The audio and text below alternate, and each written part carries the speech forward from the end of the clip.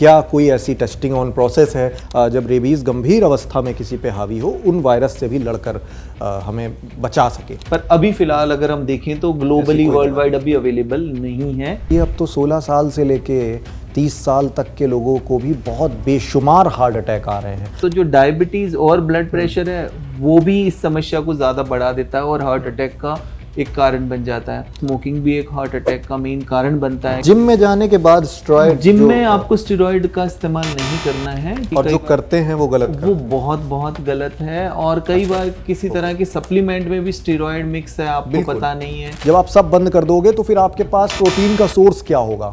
पर जो अब प्रॉब्लम आ रही है वो ओवर ईटिंग की वजह से हो रही है। जनरेशन के पहले की जो जनरेशन थी, हार्डकोर शक्कर भी खाते थे, मिठाइयाँ खाते थे, और वो लोग एक स्वस्थ जीवन जी के चले गए, 90-90 साल जी के चले गए। और अब जब इतनी जनरेशन है, इतना परहेज कर रही है, तो उसकी औसत आयु 60 साल है। वो पैदल चलते थे, आजकल हम कितना पैदल चलते हैं। तो उस लाइफस्टाइल से हम अपने आप को अभी कंपेयर नहीं कर सकते। अभी हमें एक्स्ट्रा ध्यान रखने की जरूरत है। प्रधानमंत्री जी ने तो अभी बोला स्पेसिफिकली कि भाई ऑयल की मात्रा कम करो, जितना हो सके अपनी डाइट के बारे में नॉलेज बढ़ाइए, ध्यान रखिए, ताकि आप इन बीमारियों से अपने आप को बचा सकें। एक ओजेम्पिक नाम की कोई दवा ऐसा कहते हैं उन्होंने ली। करण जौहर को आप देखते होंगे कैसी तस्वीर हो गई आजकल, वो बहुत पतले हो गए हैं। बिना कोई बहुत बड़ी परहेज के उनका वजन बहुत कम हो गया। सबसे ज्यादा जरूरी ये है कि जैसे अगर आप दवा बंद करेंगे तो फिर आप उसी पे आ जाएंगे, आपका जो वजन था। एआई उसमें कारगर है, कोई मदद कर सकता है आने वाले समय में, जिसके साइड इफेक्ट जीरो हो और वो गंभीर बीमारियों पर असर भी करे। तो आप जो उसको इन्फॉर्मेशन दे रहे हैं वो उसी की हिसाब से आपको बता रहा है। पर कई चीजें ऐसी होती है जो आपको नहीं पता। मतलब डॉक्टर्स की नौकरी सेफ है, अभी खतरे में नहीं है। क्या दिल्ली में टेस्टिंग लैब्स में फर्जीवाड़े हो रहे हैं, आप इसे मानते हैं? छोटे शहरों में ऐसी होने की संभावनाएं कई बार बन जाती है। जिन पर हमें भरोसा है हम उन्हीं का सहारा लें। जी जी बिल्कुल। स्वस्थ शरीर में ही स्वस्थ मस्तिष्क का निर्माण होता है।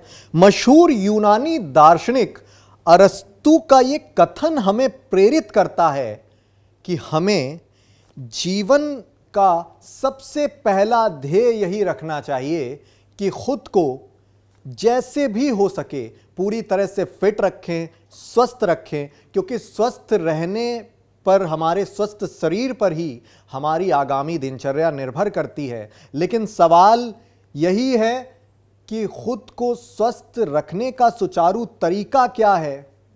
ऐसे क्या उपाय अपनाए जाएं जिससे हम स्वस्थ रह सकें?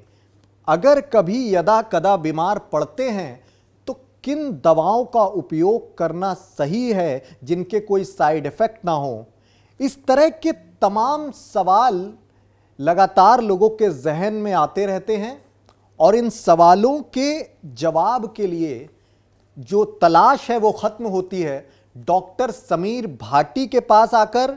डॉक्टर समीर भाटी आज हमारे साथ जुड़े हुए हैं। जाने माने पब्लिक हेल्थ एक्सपर्ट हैं, हेल्थ पॉलिसी एनालिस्ट हैं, जो कई राष्ट्रीय और अंतर्राष्ट्रीय हेल्थ प्रोग्राम से भी जुड़े रहे हैं। इन्होंने पब्लिक हेल्थ और हेल्थ पॉलिसीज में पीएचडी भी की हुई है, और फूड कॉरपोरेशन ऑफ इंडिया के दिल्ली के कंसल्टेटिव सदस्य भी हैं।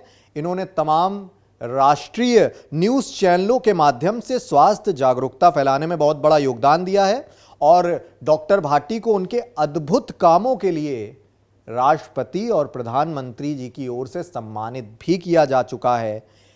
हम सब के लिए बहुत गर्व का विषय है, और आज डॉक्टर समीर भाटी हमारे साथ मौजूद हुए हैं।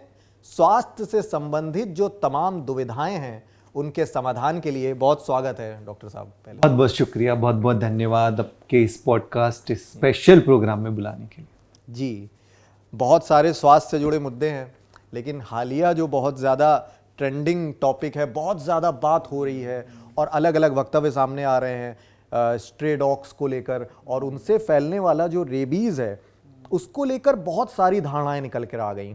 और अभी हालिया जिस पर मेरी नज़र गई, इस तरह की भी कुछ लोग बात कर रहे हैं कि अब कुत्तों के थूक लगने से शरीर में, सूंघने से या चाटने से भी रेबीज़ हो सकता है, ऐसा कुछ मतलब है? हाँ, देखिए रेबीज का जैसे हम बात करें तो रेबीज एक इस तरह की बीमारी है जो कि 100% प्रिवेंटेबल है। जैसे ज़्यादातर हम बात करते हैं कि prevention is better than cure, बीमारी को होने से पहले ही रोक लें। तो ये एक ऐसी प्रॉब्लम है जो कि पूरी तरह से रोकी जा सकती है। और दूसरा, अगर ये हो गई तो इससे बचना मुश्किल, मतलब नामुमकिन है। तो इस रोकी वजह कैसे से जा सकती, अगर किसी को डॉग बाइट हो गई तो तुरंत उसके बाद इंजेक्शन लेने के बाद रोकी जा सकती है, आप ऐसा? आपने जैसे डॉग बाइट की बात करी, डॉग बाइट तो एक भाई थोड़ा बहुत लोग सावधान हो ही जाते हैं कि अगर आपको डॉग ने काट लिया है तो आप जो भी फर्स्ट एड है डॉक्टर के पास जाएंगे। पर जैसा अभी आपने सवाल किया कि क्या डॉग जब लिकिंग करता है उसकी लार हमारे पास लग जाती है तो क्या उससे भी रेबीज हो सकता है? तो देखिए ये हमें समझना बहुत ज्यादा जरूरी है कि डॉग कई बार लिकिंग को लेकर हम उतना ज़्यादा सतर्क या सावधानी नहीं रखते कि आपका घर का शायद पेट डॉग ही हो गया, या आपको लगा कोई छोटा पप्पी हो गया, या उसने आपको थोड़ा सा खरोच ही दिया है, स्क्रैच कर दिया, या उसकी लार किसी तरह से वो जीभ से कई बार डॉग्स ऐसे करते हैं, खास तौर पे जो पेट डॉग होते हैं घर में होते हैं, और उसके अलावा वो बच्चों को, छोटे बच्चे घर में होते हैं तो उनके साथ खेलते हैं तो थोड़ा पंजा लगा दिया या थोड़ा सा जीभ से उसको लिकिंग कर रहा है, तो उससे भी होने की संभावनाएं हो जाती है। क्योंकि जो वो वायरस है, अगर आपके शरीर में कहीं कट लगा हुआ है, जैसे आपको कहीं, मेरे को चोट लगी हो, चोट पे वो घाव ओपन है थोड़ा सा किसी भी वजह से और वहां पर उसने लिकिंग करी तो वो वायरस एंटर कर जाएगा आपके शरीर में। तो इसलिए जरूरी है। तो अब इसमें एक ये भी कई बार लोगों का सवाल उठता है कि भाई हमारे घर में जो हमने पपी रखा है या हमारे घर के अंदर जो डॉग है उसको हमने वैक्सीन लगाई हुई है, तो वैक्सीन लगाई हुई है फिर भी, क्योंकि वैक्सीन भी कोई पूरी तरह से सुरक्षित होती नहीं है, तो इस वजह से आपको संभावना बढ़ जाती है। तो लीकिंग किया हो, मतलब जीभ से उसने आपको लिक किया हो या पंजा लगाया हो, उस केस में भी डॉक्टर के पास जाना है और अगर वो कहेंगे तो उस हिसाब से उनको रेबीज का वैक्सीन लगाना है। अच्छा, और अगर हमने ऐसी भी अपने पास कोई वैक्सीन अवेलेबल है जिसको हम लगाने वजह से बहुत सारी बीमारियां आई जिन पे हम लोग वैक्सीनेशन कर लेते हैं, वो बीमारियों की रोकथाम हो जाती है, रेबीज़ को लेकर ऐसी अपने पास कोई वैक्सीन अवेलेबल है जिसको हम लगाने के बाद हम सुरक्षित रह सकें कि हमें कोई अगर डॉग बाइट होगी तो हम सेफ रहेंगे? हाँ देखिए, अगर वो वैक्सीन लगा लेते हैं बट फिर भी आपको दोबारा उसका बूस्टर की जरूरत भी पड़ती है। ऐसी वैक्सीन है जो मतलब डॉग को भी लगाई जाती है और आप भी, जैसे अगर आप उस तरह से आप हाई रिस्क में हो तो ऐसा नहीं कि सबको जरूरत है कि जैसे कोई किसी तरह के ऐसे डॉग से रिलेटेड उसकी कोई एक्टिविटी है, कोई ट्रेनर है जो बहुत ऐसे डॉग्स को ट्रेनिंग दे रहा है या किसी भी तरह की ऐसी वेटरनरी सर्विसेज में वो डील करते हैं, तो वो इस तरह से ले सकते हैं। बट उसको भी फर्दर चेक कराकर देखना पड़ता है कि उसका असर कितना है, क्योंकि उसका कुछ समय तक असर होता है और फिर एक बूस्टर लेना पड़ता है, तो वो लगाकर देख सकते हैं।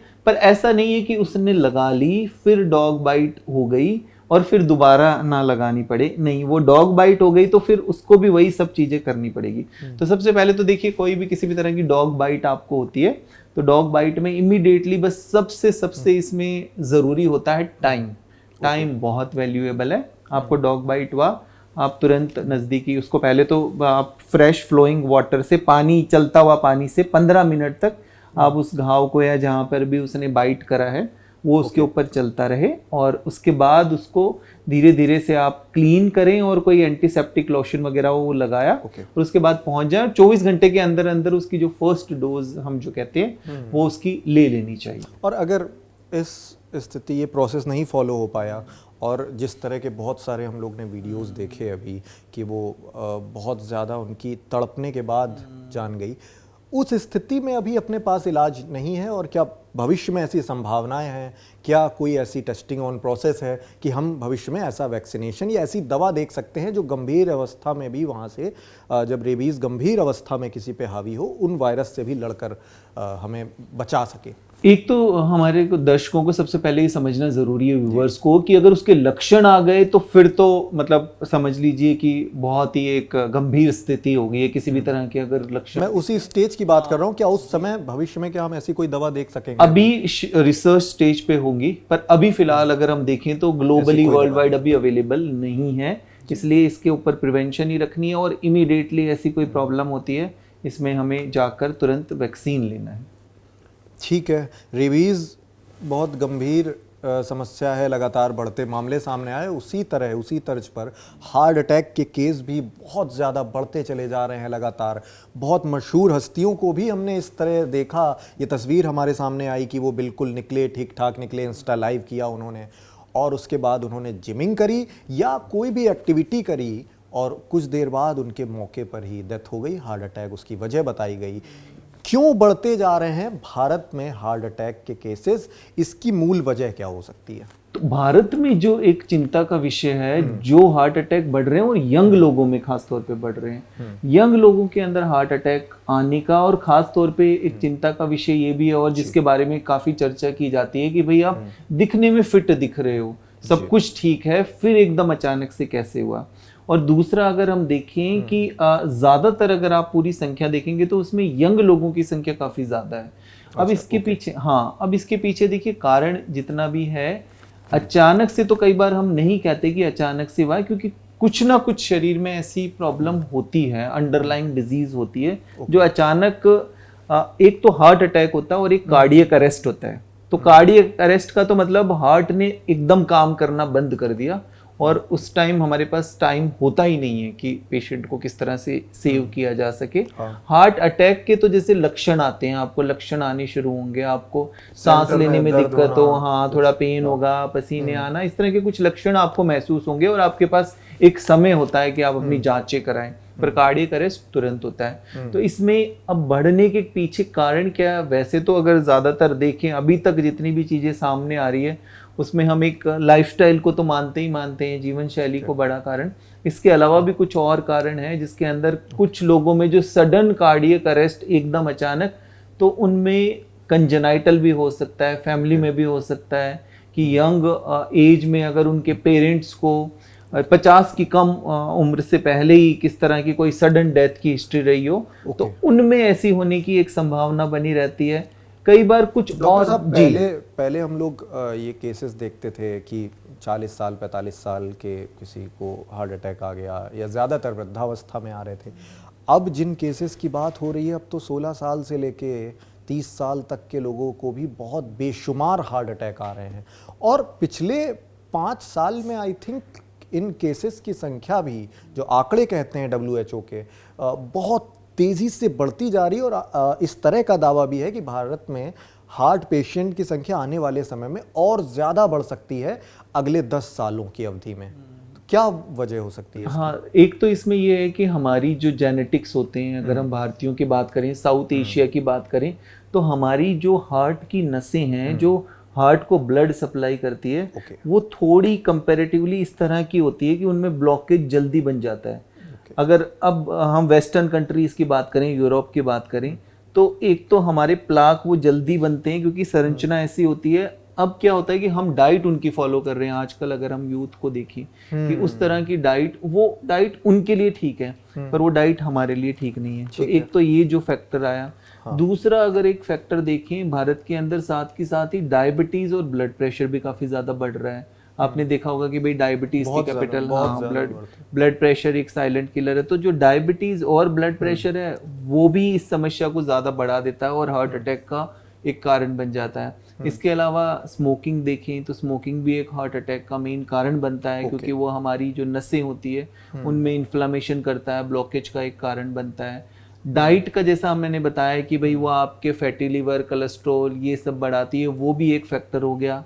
स्ट्रेस एक बहुत ही बड़ा फैक्टर हो गया जो कि आपका इन्फ्लामेशन करता है और वो भी एक हार्ट अटैक का। नींद ठीक से ना होना, क्योंकि कई तरह की रिसर्च आई है, उसमें कहा गया है कि भाई भारतीयों की नींद ठीक नहीं है, स्लीप डिस्टर्ब रहती है और ये सारी चीजें ज्यादातर यंग लोगों के अंदर है।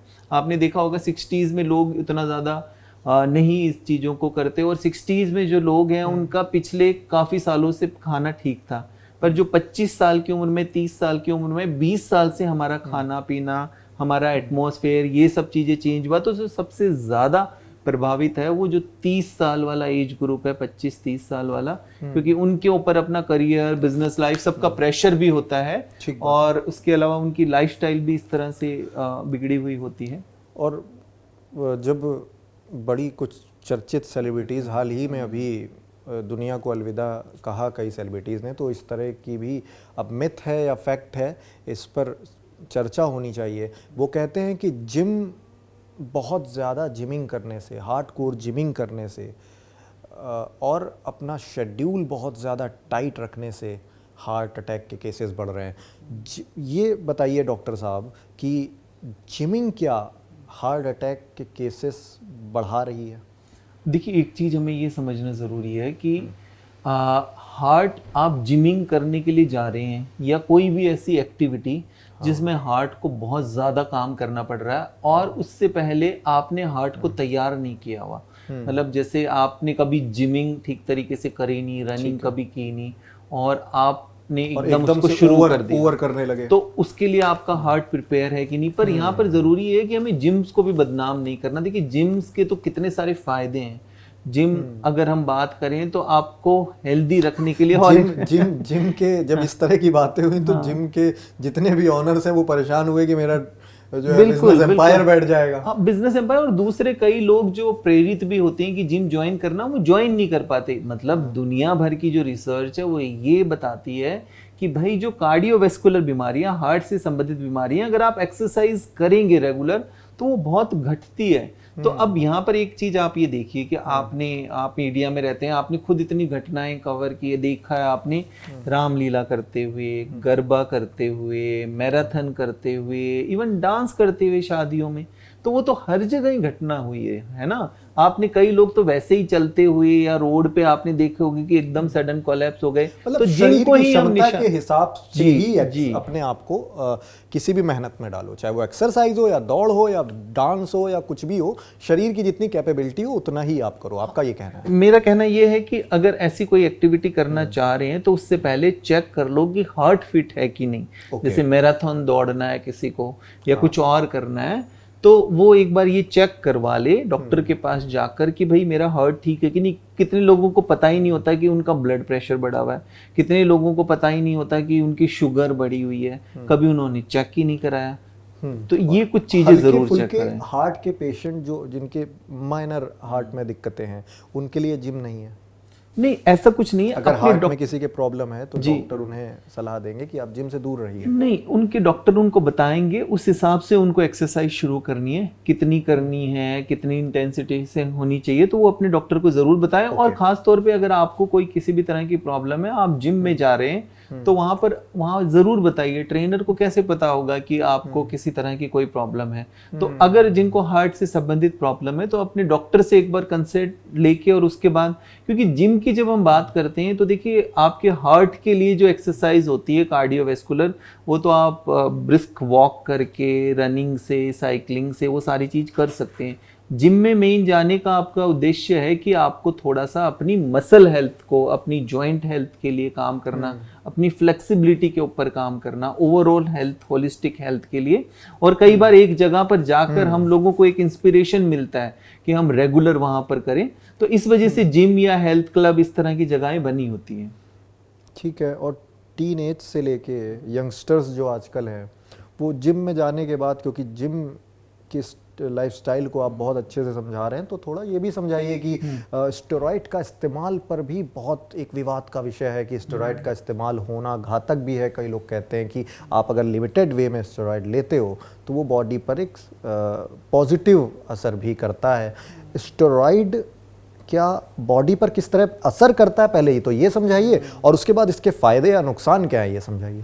नहीं, स्टीरॉयड बॉडी बिल्डिंग के लिए तो आपको बिल्कुल भी इस्तेमाल नहीं करना है। स्टीरॉयड कई बार किसी जब ट्रीटमेंट के लिए डॉक्टर किस तरह से किसी जिम में जाने के बाद स्टेरॉइड, जिम में आपको स्टीरॉयड का इस्तेमाल नहीं करना है किसी भी तरह की। और जो करते हैं वो गलत, वो बहुत गलत है। और कई बार किसी तरह के सप्लीमेंट में भी स्टीरॉयड मिक्स है, आपको पता नहीं है। तो स्टीरॉयड तो बिल्कुल भी आपको नहीं करना है, क्योंकि वो अल्टीमेटली आपको लॉन्ग टर्म के लिए बहुत तरह के, आपके लीवर को डैमेज करता है, आपकी किडनी को डैमेज करता है, आपकी बोन्स को डैमेज करता है।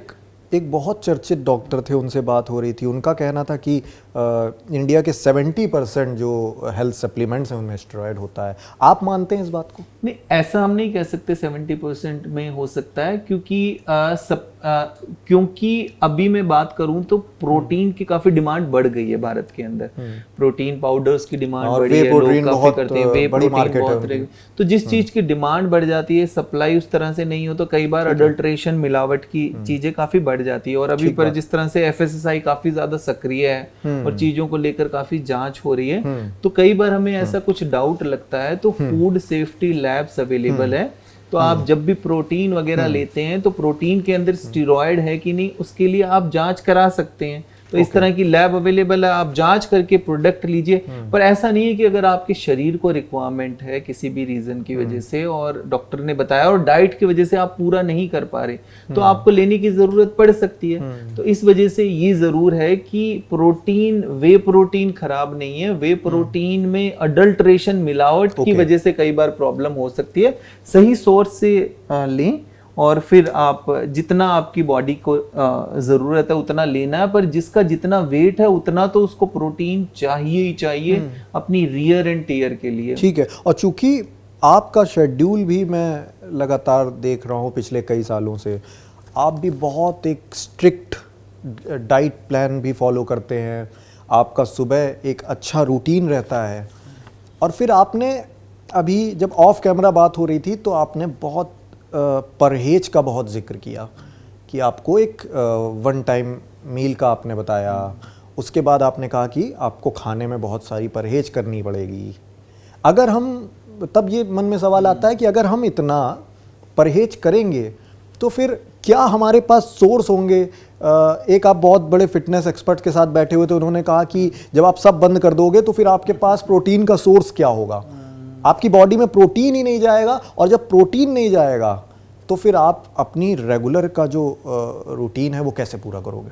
देखिए, मैं अपने पर्सनल एक्सपीरियंस से या ओवरऑल देखूं तो अब ज्यादा जो प्रॉब्लम आ रही है, पहले हम बात करते थे कि भाई मल न्यूट्रिशन की वजह से कि भाई प्रॉब्लम हो रही है कि लोग को खाना उतना नहीं मिल पा रहा है, ये नहीं। पर जो अब प्रॉब्लम आ रही है वो ओवर ईटिंग की वजह से हो रही है। इनफैक्ट हम बच्चों में देखें, टीनेजर्स में देखें, यंग अडल्ट्स के अंदर देखें, आपके कोलेस्ट्रॉल लेवल बढ़े हुए हैं। ज्यादातर उसके पीछे कारण है कि आपका खाना ठीक नहीं है, ज्यादा खा रहे हैं। फैटी लीवर का अभी ILBS ने स्टडी करी थी दिल्ली NCR के लोगों पे, यंग लोगों में 50% से ज्यादा लोगों को सबको फैटी लीवर मिला। आप ये देखिए खुद ही, आप अपनी तरफ चारों तरफ नजर दौड़ाएंगे तो कितने लोग हैं जिनकी बेली फैट, पेट की तरफ जो फैट है वो निकला हुआ है। तो ओवर ईटिंग का कारण है ना। सॉरी टू इंटरप्ट डॉक्टर साहब, मैं अब ये इसमें फिर मैं ये भी सोचता हूँ कि इस जनरेशन के पहले की जो जनरेशन थी वो बहुत ज़्यादा, वो कभी खाने का परहेज तो अब कहने लगे हैं लोग, ये मत खाओ वो मत खाओ। वो तो हार्डकोर शक्कर भी खाते थे, मिठाइयाँ खाते थे, और उनका रूटीन भी, बाहर का खाना भी, कोई परहेज नहीं होती थी। और वो लोग एक स्वस्थ जीवन जी के चले गए, 90-90 साल जी के चले गए। और अब जब इतनी जनरेशन है, इतना परहेज कर रही है, तो उसकी औसत आयु 60 साल है। तो अब इसमें देखिए, एक बार ये जरूर है कि जब भी ऐसा वाला हमारी डिस्कशन में बात होती है, ऐसा ख्याल आता है कि भाई हमारे पेरेंट्स या हमारे दादा दादी वो तो सब चीजें खाते थे, तो अब उनका कंपेयर हमें ये करना ना, वो सब चीज खाते थे पर उनकी जीवन शैली, लाइफस्टाइल कैसे थी? वो पैदल चलते थे। आजकल हम कितना पैदल चलते हैं? वो क्या किसी चीज को ऑर्डर देते थे कि घर पर उनके डिलीवर हो गई? लेकिन वो जिम नहीं करते थे डॉक्टर साहब। अब जिम लोग कर रहे हैं और मेहनत उतनी कर रहे हैं, लेकिन डाइट पे फॉलो। अभी भी मैं देखूं, अगर जिम का आप ओवरऑल देखोगे तो कितने % लोग जिम करते हैं? मुझे नहीं लगता 10% से ज्यादा लोग जिम करते होंगे। जो जिम कर रहे हैं वो ये खा सकते हैं? नहीं, जिम कर रहे हैं वो ऐसा कुछ भी नहीं। अगर आप रोज ड्रिंक कर रहे हो, रोज ओवर ईटिंग करे जा रहे हो, तो जिम का आपको कोई असर या कोई बहुत ज्यादा फायदा आपको होगा नहीं। पर यह है कि आप धीरे धीरे साथ के साथ अपनी कैलोरीज को बर्न भी कर रहे हो। पर मैं इस चीज के दोबारा, जो भी आपने एग्जाम्पल दिया कि पहले वाले लोग क्या हर चीज के लिए कैब मंगाते थे या पैदल कितना मार्केट जाते थे, सामान उठा कर लेकर आते थे, कितना एग्जर्शन वाली उनकी एक्टिविटी होती थी। पहले वाले अगर कुछ भी खा रहे थे, अगर आप कह रहे हैं मीठा खा रहे थे सब, क्या पहले इतना packaged food, junk food, fast food वो खाते थे? या पहले क्या उतनी ज्यादा मिलावट थी? ये पहले की अगर हम बात करें एनवायरमेंट की, क्या उसमें इतना पोल्यूशन, ये सब चीजें थी? पहले क्या इतना स्ट्रेस लेवल था? पहले के लोग, क्या आपको लगता नहीं कि 9 बजे सो जाते थे, लाइट ऑफ हो जाती थी, इतना ज्यादा स्क्रीन एक्सपोजर था?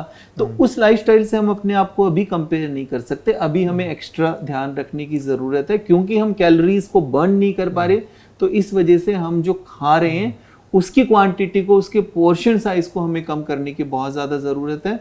नहीं तो फिर जैसे मैंने आपको बात करी, और आप ये देखिए कि इसके पीछे रिसर्च है, हम कोई भी बात ऐसे नहीं कह रहे, ये WHO ने बोला, ICMR ने बोला है। अभी जो ICMR ने अपना डेटा निकाला था उसमें बोला कि भाई यहाँ पर जो लोग हैं भारतीयों में, ज़्यादातर में ब्लड प्रेशर मैक्सिमम सबके अंदर दिख रहा है, फैटी लीवर सबके अंदर दिख रहा है, कोलेस्ट्रॉल सबके बढ़े हुए हैं, और दूसरी एक चीज़ और बताई गई है कि हमारी जो रिकमेंडेड रोज की मात्रा है चीज़ों की, जैसे सोडियम की जो जितना हमें लेना चाहिए नमक, उससे 3 गुना ज़्यादा हम नमक खा रहे हैं। जितना हमें पूरी कैलोरीज में शुगर इंटेक होना चाहिए, उससे 3-4 गुना ज़्यादा हम शुगर खा रहे हैं। प्रधानमंत्री जी ने तो अभी बोला स्पेसिफिकली कि भाई ऑयल की मात्रा कम करो, अपने ऑयल को कम से कम करो।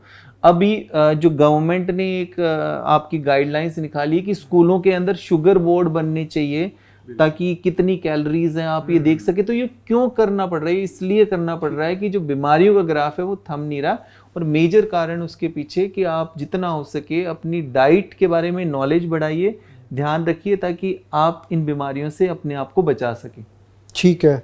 और आपने कैलोरी बर्न की बात करी, एक आप जैसे इंडिविजुअल्स हैं जो बहुत मेहनत करके कैलोरी बर्न करके संयमित रहकर अपने आप का वजन कम करते हैं, लेकिन कुछ ऐसी भी तस्वीरें आजकल हम लोग देख रहे हैं कि कोई बहुत फैट दिखता है, सेलिब्रिटीज़ बहुत सारे हैं लिस्ट में, चाहे वो करण जौहर हो गए, सारा अली खान हो गई, राम कपूर हो गए, शिल्पा शेट्टी हो गई, ये सब किसी वक्त एकदम उन्होंने वेट गेन किया, और फिर उन्होंने एक ओजेम्पिक नाम की कोई दवा ऐसा कहते हैं उन्होंने ली, और वो कुछ ही चंद महीनों के अंदर, और कोई बिना कोई बहुत बड़ी परहेज के, उनका वजन बहुत कम हो गया। करण जौहर को आप देखते होंगे कैसी तस्वीर हो गई आजकल, वो बहुत पतले हो गए हैं। ये जो दवा ओजेम्पिक है, इसका कोई दुष्प्रभाव है, कोई साइड इफ़ेक्ट है, या ये दवा सबके लिए आसानी से ली जा सकती है, कोई साइड इफ़ेक्ट नहीं है? ये थोड़ा समझाएं। तो देखिए, दवा को अभी भारत के अंदर जो रोल आउट परमिशन मिली हुई है, उसमें कुछ कुछ कारण बताए गए हैं कि भाई इन वजह से ये दवा ले सकते हो। कि डायबिटीज है, डायबिटीज के साथ वजन ज्यादा बढ़ा हुआ है, आपके लिपिड्स लेवल ज्यादा हैं, तो आपके लिए ये जरूरत है। तो वो आपका डॉक्टर डिसाइड करेगा कि भाई आपके लिए जरूरत है कि नहीं, फर्स्ट थिंग। सेकंड, ये वैसे एस्थेटिकली, मतलब कई लोग ये रहते हैं कि भाई मेरा वजन ज्यादा है पर मैं वैसे सुंदर दिखने के लिए ये दवा का इस्तेमाल करूं, पर उनको वैसे कोई बीमारी नहीं है, तो उनके लिए तो ये बनी नहीं है। तो एक तो मिस यूज होना फर्स्ट थिंग। सेकंड, आगे आने वाले समय में इसके किस तरह के, क्योंकि नई दवा होती है, कि किस तरह से इसके इफेक्ट्स देखे जाते हैं या साइड इफेक्ट, वो एक खैर दूसरी बात है। पर सबसे ज्यादा जरूरी है भारत में हमें ये देखना कि ये कितना अफोर्डेबल है, कॉस्ट इफेक्टिव है कि नहीं, क्या लोग इसको कर सकते हैं अफोर्ड कि नहीं। सबसे ज़्यादा ज़रूरी ये है कि जैसे अगर आप दवा बंद करेंगे तो फिर आप उसी पे आ जाएंगे, आपका जो वजन था, आपने जितने टाइम तक लिया वो आपका वेट कम हुआ, अच्छा। फिर उसी पे। और दवा भी तो काम ऐसे ही करती है ना कि वो दवा आपको इस तरह के इफेक्ट देगी बॉडी में कि भाई आपको भूख नहीं लगेगी। अब भूख नहीं लगेगी, शायद कुछ ऐसा सुना था कि कुछ एक वक्त का उनका कोर्स होता है, आप वो कोर्स पूरा करने के बाद आप लाइफ टाइम वजन से छुटकारा पा सकते हो। नहीं, ऐसा नहीं है। आपने जैसे कुछ टाइम तक वो लिया, उसके बाद आपका वजन कम हुआ, बट उसके बाद फिर आपकी हैबिट चेंज नहीं हुई। फॉर एग्जांपल, आप कई लोगों से बात करेंगे जिनका वजन ज्यादा, वो कहते हैं कि भाई हमें बार बार क्रेविंग होती है, मन करता है हम खाएं ये सब चीजें। तो अब वो दवा ने थोड़े टाइम वो वाला असर उनका कम कर दिया कि उनको वो वाली क्रेविंग वैसे नहीं होगी, और ऐसा लगेगा कि भाई मेरा पेट भरा हुआ है।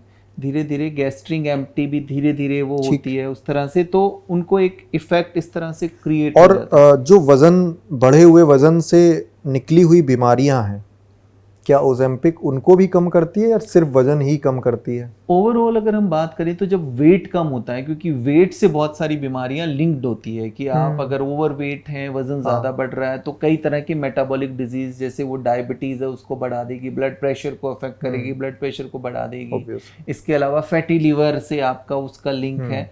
तो जब वो कारण कम होता है तो डेफिनेटली उससे लिंक्ड जितनी बीमारियां होती हैं उनमें भी इम्प्रूवमेंट आना शुरू होता है। तो इस तरह से ये दवा काम करती है। अफोर्डेबल है, मतलब क्या अफोर्डेबल नहीं है, ये महंगी काफी ज्यादा दवा है और सब इसको अफोर्ड नहीं कर एक खुराक कितने की आ जाती होगी मार्केट में, क्या प्राइस होगा? डिपेंड करता है, अभी शायद 12-15 हजार के करीब है, बट अच्छा, आगे आने वाले और ओजेम्पिक ही दवा है या कोई और भी दवा है? नहीं, ये एक दो ब्रांड नेम से चलती है, बट इम्पोर्टेंट ये है कि ये ओवर द काउंटर नहीं ले सकते आप कि जाकर आपने ले ली, प्रिस्क्रिप्शन बेस्ड दवा है। तो जब तक आपके डॉक्टर, पर मैंने आपको ये बताया कि ये वजन कम करने के लिए नहीं है, ये डायबिटीज के लिए दवा थी। पर इससे वजन में भी इफेक्ट देखा गया है कि भाई क्योंकि वेट कम होगा तो आपकी डायबिटीज भी कंट्रोल के अंदर रहेगी। पर मैंने वही बताया कि इसके स्पेसिफिकली इंडिकेशन है कि इन चीज़ों के अंदर इसको इस्तेमाल किया जाता है कंट्रोल वे में, और उसमें साथ के साथ आपके कुछ टेस्ट भी रेगुलर बेस पे कराए जाते हैं कि कहीं ना कहीं कुछ चीज़ें कम या ज़्यादा तो नहीं हो रही है, आपका शुगर लेवल डाउन तो नहीं हो रहा लेने से पहले, मतलब ये चेक लेने से पहले भी, और जब ले रहे हैं ड्यूरिंग फेज भी आपको चेक करके देखना पड़ता है। तो ये ज़रूरी है कि भाई ये आपके डॉक्टर ने बोला है कि नहीं आपके लिए तो बहुत ज़रूरी है और ये आपकी ओवरऑल हेल्थ को इम्प्रूव करेगी, तो फिर उस केस में लेनी ज़रूरी हो सकती है। जैसे कि हम अगर बात करें तो आपका वज़न ज़्यादा है, ओबीज है, डायबिटीज़ है, फैटी लीवर है, लीवर पर प्रेशर पड़ रहा है, आपकी नी जॉइंट पर, घुटनों पर प्रेशर पड़ रहा है, ऐसी कई चीज़ें हो गई, तो डॉक्टर को लगता है कि आपके हेल्थ केयर प्रोवाइडर को कि ओवरऑल इनकी हेल्थ में होलिस्टिकली इससे इम्प्रूवमेंट होगा। तो उस केस में एक हम जो बात करते हैं ना एस्थेटिकली ठीक दिखना, बस मैं ठीक दिखूं उसके लिए मैं इस तरह इस दवा का इस्तेमाल करूं, तो वो बिल्कुल भी सही नहीं है। ओके। और एआई का ज़माना है, एआई बहुत तेज़ी से रफ्तार पकड़ रहा है, तो इस तरह की ओजेम्पिक जैसी जो दवाएं आई, आने वाले टाइम में एआई कुछ मदद कर रहा है इस तकनीक को वजन घटाना, या कोई और बीमारी हो उनके जो दवाओं के पिल्स के साइड इफेक्ट हो जाते हैं, एआई उसमें कारगर है, कोई मदद कर सकता है? आने वाले समय में हम ऐसी कोई तकनीक, ऐसी कोई दवा देख सकते हैं जिसके साइड इफेक्ट जीरो हों और वो गंभीर बीमारियों पर असर भी करे? एआई का रोल मैं समझना चाह रहा हूं। एआई का रोल अगर हम वैसे ओवरऑल हेल्थ केयर के अंदर देखें तो देखिए एआई कोई डॉक्टर्स को रिप्लेस तो नहीं, डॉक्टर्स को कॉम्प्लीमेंट कर सकता है ना, कि जैसे वो वर्क एफिशिएंसी इसको और ज्यादा बेहतर तरीके से बढ़ा सकता है। ये सवाल डॉक्टर साहब मैंने इसलिए किया क्योंकि इस तरह की बातें भी हैं कि आने वाला समय एआई इतना जब तेज बढ़ रहा है तो डॉक्टर्स के 60-70% काम जो है एआई ही कर देगा। एक इंसान की पूरी मॉनिटरिंग, उसको क्या लेना चाहिए, क्या डाइट चार्ट या क्या दवा चाहिए, क्या फॉर्मूला किस दवा का होना चाहिए, सब कुछ एआई देख लेगा। तो क्या ये मेडिकल इंडस्ट्री भी बहुत खतरे में है? तो इसमें एक चीज हमें ये अंडरस्टैंड करना जरूरी है, जब हम ह्यूमन बॉडी की बात करते हैं तो इसमें हम हमेशा कहते हैं कि भाई everybody is different and every body is different. कई बार कई चीजें हमें पता नहीं होती हमारी, कि मैं किस चीज से एलर्जिक हूँ, आप किस चीज से एलर्जिक है, आप किस चीज से इनटॉलरेंस है।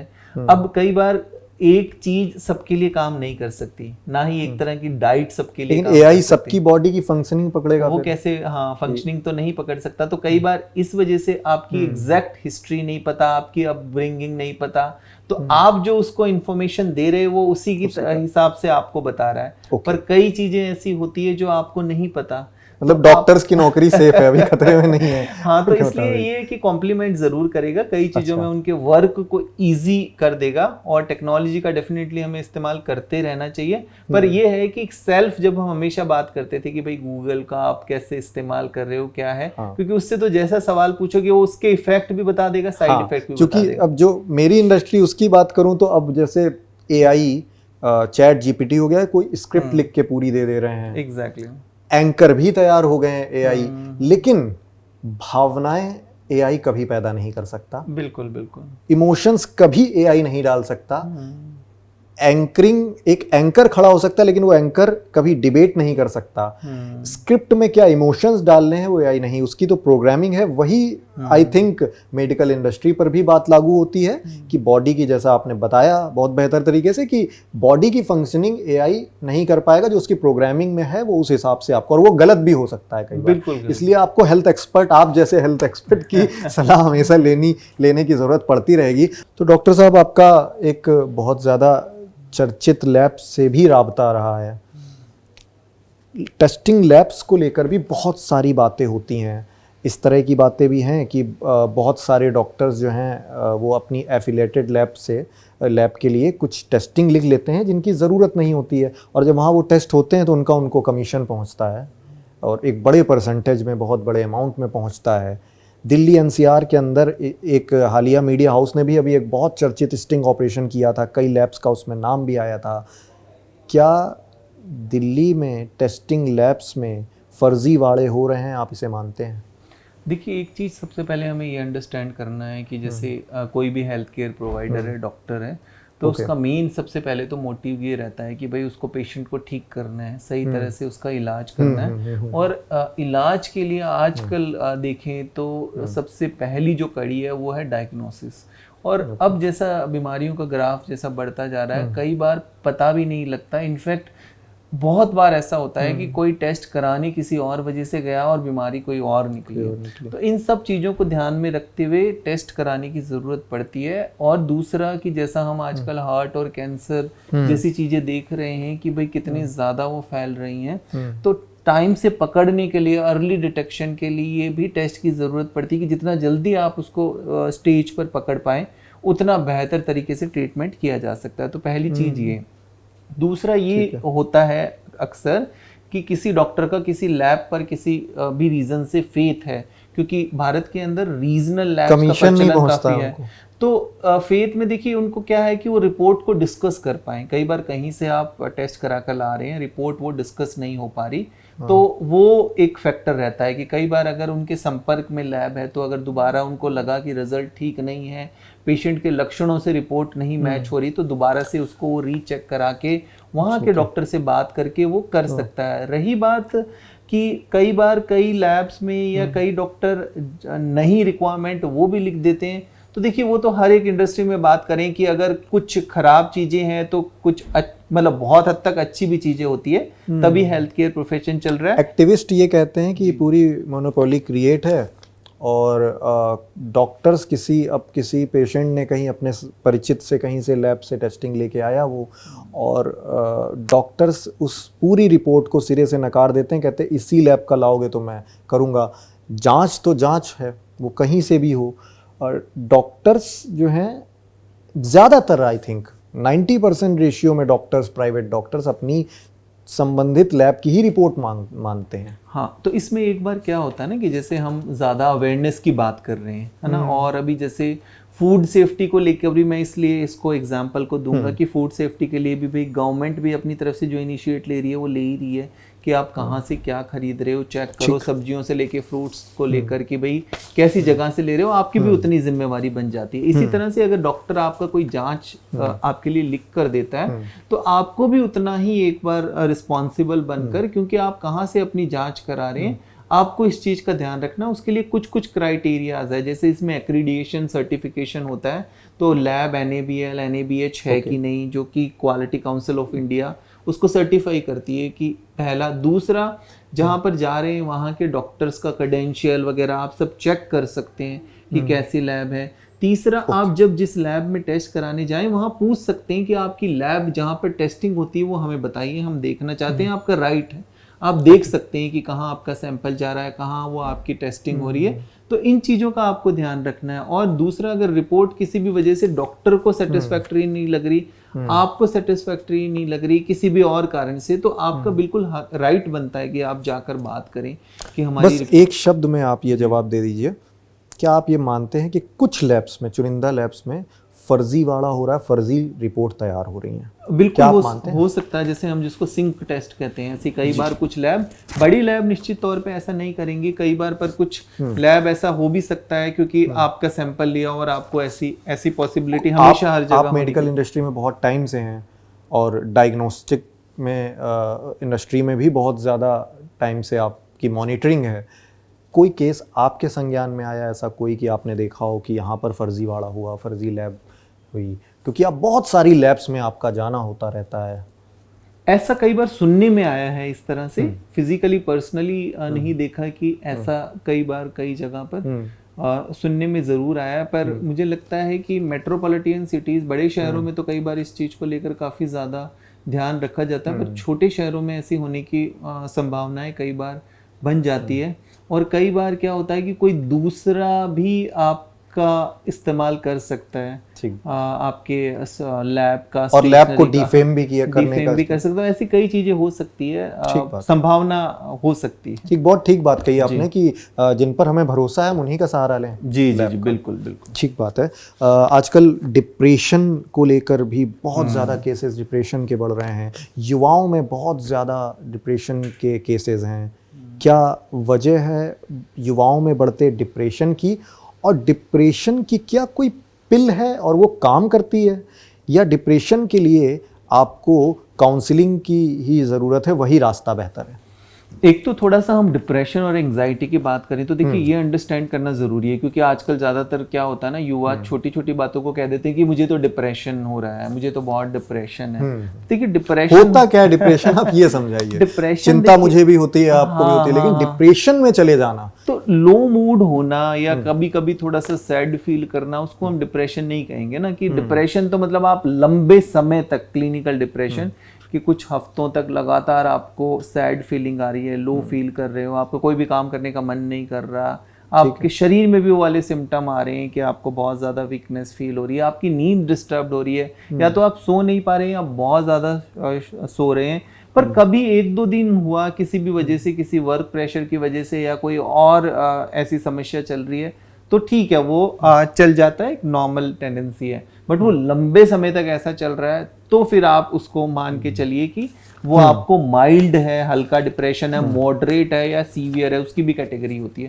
पर ऐसा इस तरह से टैग करना, थोड़ा सा आपको कुछ फील हो रहा है लो सैड, वो तो वैसे भी हो सकता है आपका लो। पिल्स का बताइए, पिल्स जो क्या हम लोग इसमें ज़्यादा आपको काउंसलिंग वगैरह हेल्प करती है कि आप काउंसलिंग करें, क्योंकि अल्टीमेटली आपके ब्रेन्स के जो केमिकल्स हैं वही आपको इस तरह की चीज़ों को फील कराएंगे। मैं पर्सनल अपना अनुभव बताता हूँ। मेरे मामा जी बहुत ज़्यादा एक वक्त पर कुछ पारिवारिक वजहों के चलते, जो बचपन से मेरा देखा हुआ पर्सनल केस है, वो डिप्रेशन में थे, और इतनी गंभीर स्थिति थी डिप्रेशन की कि वो गैदरिंग से बहुत डरते थे, और जब गैदरिंग होती थी तो वो अपने आप को कमरे में बंद कर लेते थे, बहुत ज़्यादा डिप्रेस रहते थे। फिर एक एलोपैथिक डॉक्टर मिले, चर्चित डॉक्टर काफ़ी, उन्होंने उन्हें कुछ पिल्स दी और कहा कि आप इनको कम से कम 1 साल तक लगातार खाइए, और चाहे जितनी काउंसलिंग करा लीजिए कोई फ़ायदा नहीं है। जब तक आप ये दवाओं के सहारे 1 साल हैं, 1 साल बाद आप इससे उबर सकते हैं। 1 साल तो आपको कंटिन्यू खानी होगी, और अगर आप बीच में ये छोड़ देते हैं, अगर 6 महीने आपने खाई और छोड़ दी, तो फिर आपको ना कोई काउंसलिंग बचा सकती है डिप्रेशन में, गंभीर डिप्रेशन में जाने से, और ना ही आप अगर वो दोबारा दवा शुरू करोगे तो वो बेअसर है वो दवा भी।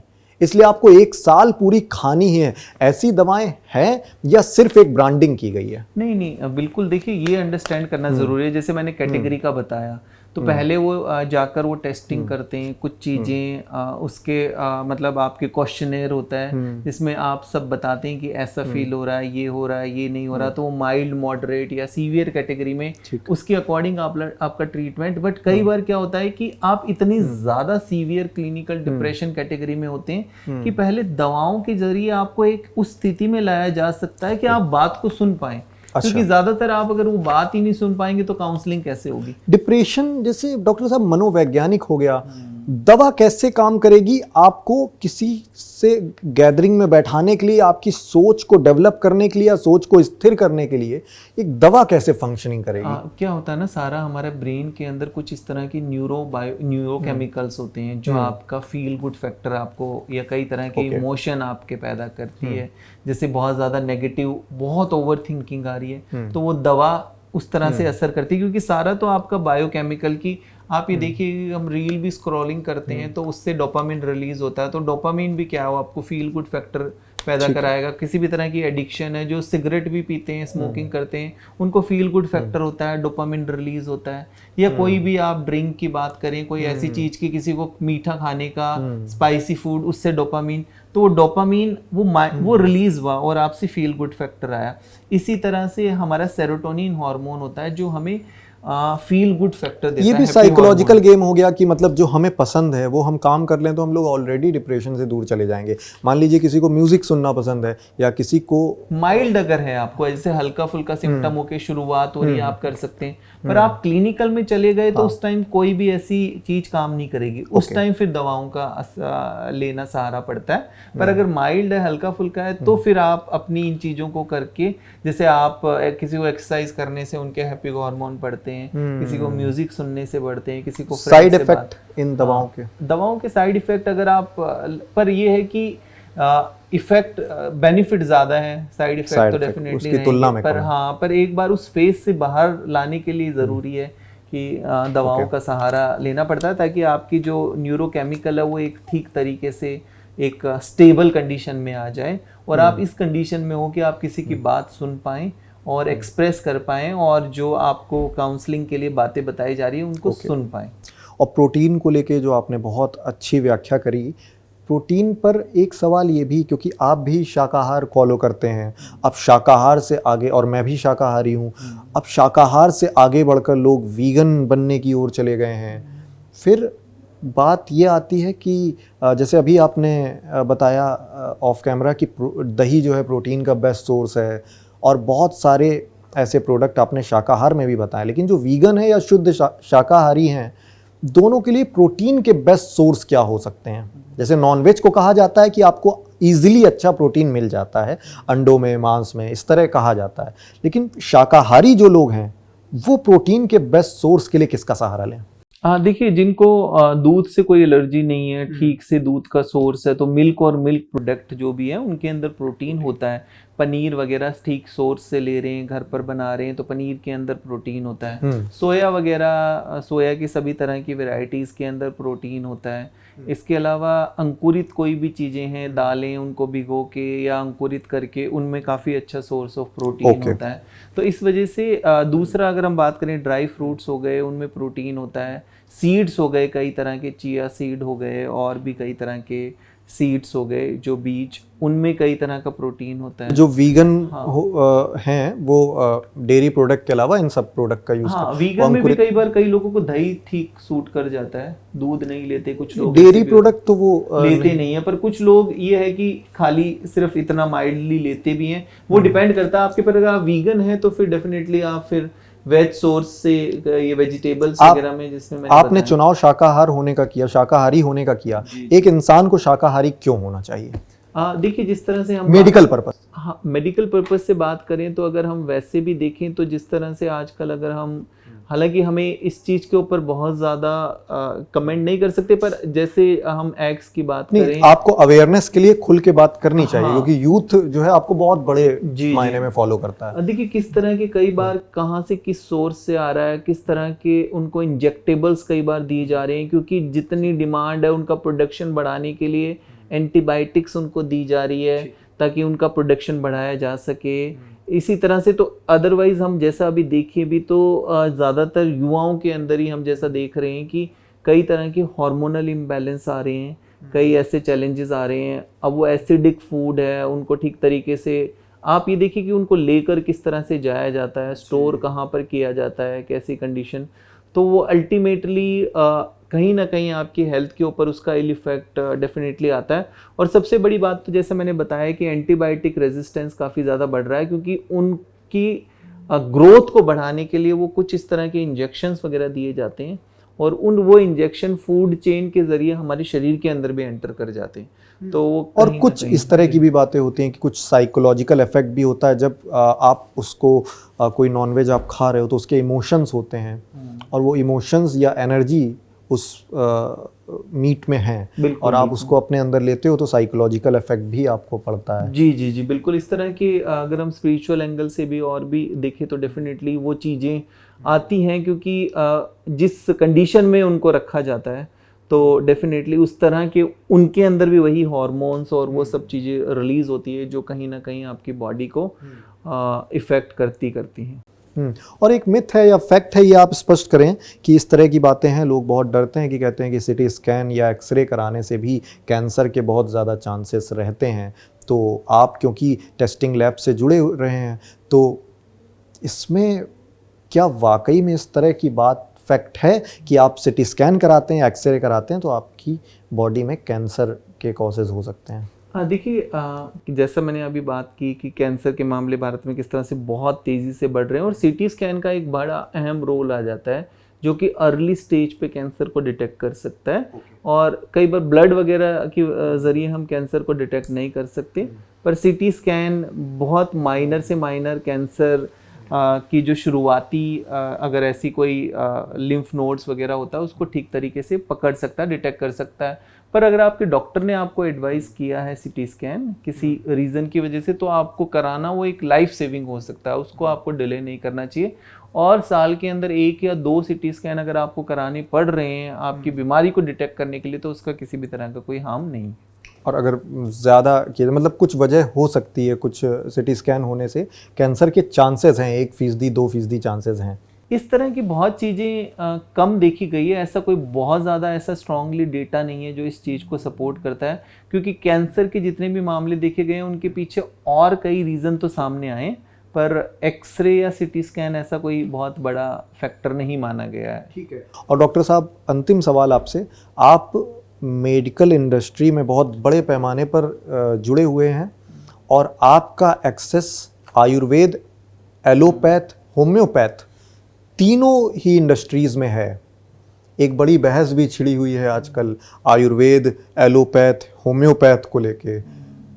कुछ तबका, एक बड़ा तबका मानता है कि आयुर्वेद एक सबसे सही ज़रिया है, आपके कोई साइड इफ़ेक्ट नहीं है और आपको आसानी से गंभीर बीमारी का इलाज आयुर्वेद पद्धति में है, सनातनी पद्धति में है। कई ये कहते हैं कि जब आयुर्वेद हारता है तो एलोपैथ का सहारा लेते हैं, ऐसी भी बातें हैं। उस बीच कहीं अपना वजूद होम्योपैथ भी तलाशता है। होम्योपैथिक दवाएं भी कहते हैं कि आंशिक तौर पर उनका जो है साइड इफ़ेक्ट उतना एक्सट्रीम लेवल पे नहीं होता है। तीनों में सबसे सही माध्यम कौन सा है? एक बीमार शख्स को सबसे पहले किसे देखना चाहिए? नहीं, इसमें देखिए जैसे अभी सरकार भी इस तरफ काम कर रही है, डिपार्टमेंट ऑफ आयुष भी है, तो जो इंटीग्रेटेड दवा हैं वो दवाओं का इंटीग्रेटेड एक दूसरे को कॉम्प्लीमेंट करती है, सप्लीमेंट करती है ना, तो हम कॉम्प्लीमेंट कह सकते हैं। पर किसी एक पर्टिकुलर पैथी को कहें कि इसी से ही सब तरह का ट्रीटमेंट अवेलेबल है, क्योंकि अगर आपका रोड ट्रैफिक एक्सीडेंट है, एक्यूट स्टेज के अंदर है, जैसे रेबीज़ की हमने बात कर ली, तो डेफिनेटली रेबीज़ के अंदर आपको किसी तरह का कोई भी घरेलू नुस्खा या वो सब तो काम नहीं करेगा, वहाँ पर तो आपको वैक्सीन लेने की ज़रूरत ही पड़ेगी। तो ये मतलब हम कहना चाह रहे हैं कि एक दूसरे को कॉम्प्लीमेंट करती है। और जैसे आयुर्वेद की हम बात करते हैं तो ज़्यादा से ज़्यादा आयुर्वेद में बात की जाती है प्रिवेंटिव को, बीमारी होने से पहले अपने आप को रोक सकें, अपनी इम्यूनिटी को इतना ज़्यादा बढ़ा सकें कि आपके अंदर रोग प्रतिरोधक क्षमता ऐसी हो कि बीमारी से आप अपने आप को बचा पाएँ। पर जहाँ सर्जरी की सवाल आ गई या जहाँ पर ऐसी एक्यूट इलनेस की बात हो गई, तो वहाँ पर एलोपैथी का काफ़ी ज़्यादा बड़ा रोल आ जाता है। तो इस वजह से हर एक पैथी के कुछ प्लसेस हैं और वो एक दूसरे को कॉम्प्लीमेंट ज़रूर करती है। तो इस वजह से ये ज़रूरी है। और भारत में आगे आने वाले समय में और जो मेडिकल टूरिज़्म बढ़ रहा है वो भी इस तरफ भारत की आयुष, आयुर्वेद को देखकर, वेलनेस को देखकर इस तरफ आकर्षित हो रहा है कि एक हॉलिस्टिक ट्रीटमेंट की जब बात करें तो आपका physical, mental, emotional, social, spiritual complete health, तो उसमें आपकी जो सभी तरह की पैथीज़ हैं उनका कोई ना कोई रोल है जो आपको कंप्लीट एक हेल्थ को एक कंप्लीट, जैसे हम बात करते हैं WHO की डेफिनेशन के अकॉर्डिंग, उसमें एक रोल रहता है। इस बीच जो बड़े आयुर्वेदिस्ट हैं, जब बाबा रामदेव हो गए या बहुत सारे, वो कहते हैं कि एलोपैथ एक जहर के समान है बॉडी में और मिलावट भी बहुत एलोपैथ में है, जबकि आयुर्वेद एक शुद्ध पद्धति है। इस तरह के बयानों को आप कैसे देखते हैं? हाँ, सभी तरह की पैथीज में कुछ ना कुछ मिलावट हो जाती है, क्योंकि जब हम आयुर्वेद के प्रोडक्ट भी इस्तेमाल करें, आयुर्वेद के भी कई ऐसे प्रोडक्ट हैं, क्योंकि उसमें भी बहुत तरह के प्रोडक्ट, बहुत सारी चीज़ें आ गई है, तो उसमें भी कई बार स्टीरॉयड और कई तरह की ऐसी चीज़ों का इस्तेमाल आयुर्वेदिक किया products जाता है। में। हाँ, किया जा सकता है, क्योंकि अब इतनी ज़्यादा मार्केट में चीज़ें आ गई है। सेम ऐसे आयुर्वेद के नाम पे काला बाजारी हाँ, हो रही हो है, जाती बिल्कुल है। ठीक और बात है। दूसरा एलोपैथ में भी करें तो देखिए, अभी ड्रग जो आपके इंस्पेक्टर्स है और जो आपका सीडीएसओ की तरफ से कई तरह के ऐसे इंस्पेक्शंस किए जा रहे हैं जिसमें नकली दवाएं मिलती है, तो वो दोनों जगह पर इस तरह की चैलेंजेस रहती है। बट इसमें सबसे ज़्यादा ज़रूरी है कि जितने ज़्यादा सख्त नियम और उन नियमों का इम्प्लीमेंटेशन रहेगा, तो कई बार जो इस तरह की मिलावटें हैं, चाहे वो खाने में हो, चाहे आयुर्वेदिक या एलोपैथिक किसी भी दवाओं को के जो बढ़ रहे हैं उनको रोकने में हो, तो वो ज़्यादा इम्पोर्टेंट है। पर किसी भी तरह की पैथी को हम नहीं कह सकते कि ये ख़राब है, क्योंकि पैथीज एक दूसरे को कॉम्प्लीमेंट ज़रूर करती है, पर एक पैथी को हम ये नहीं कह सकते कि पूरी तरह से एक पैथी मतलब आपके लिए ज़रूरी है, जो सभी तरह की हेड टू लेकर टो तक जितनी भी तरह की बीमारियां हैं उनसे आपको निजात दिला सके। ठीक है डॉक्टर साहब, बहुत शुक्रिया, थैंक यू सो मच। हमेशा की तरह आपने हेल्थ से जुड़े बहुत सारी ऐसी दुविधाएं थी, बहुत सारे सवाल थे, उनका बखूबी जवाब दिया। और हमारी आशा कामना आपसे यही है कि आप इसी तरह से हेल्थ एंड अवेयरनेस को लेकर जो आपकी गतिविधियां हैं उनसे आप यूं ही जुड़े रहें, सक्रिय रहें और लोगों के ऐसे ही समाज हित में काम करते रहें। बहुत शुक्रिया आपका। बहुत बहुत धन्यवाद, शुक्रिया।